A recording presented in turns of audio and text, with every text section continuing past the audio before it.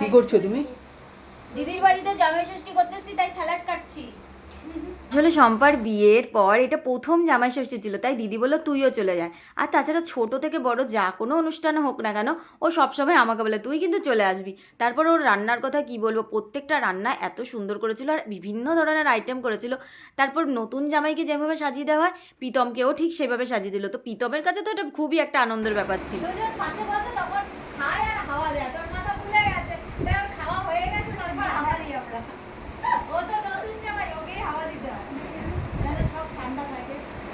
আমার তিনটে পাকা চলছে। হাওয়া লাগছে? তার মধ্যে আবার হ্যাঁ এখানে একটু হাওয়া দে, খেতে এখানে একটু হাওয়া দে, এখানে খেতে খেতে না না খেতে খেতে হয়ে গেছে, গরম লেগে গেছে। ওনার হাওয়া দরকার। আরে খেতে খেতে গরম লেগে গেছে, একটু হাওয়া খাওয়ার হাওয়া খাওয়ার হাওয়া খাওয়ার। আহারে আহারে খাওয়ার প্রথমে না, খাওয়ার শেষে ও হাওয়া দিচ্ছি। এটাও একটা নিয়ম কিন্তু। এই যে আমার একটা মিষ্টি মাছ ঠিক আছে উঠছে। হ্যাঁ হ্যাঁ, ওটা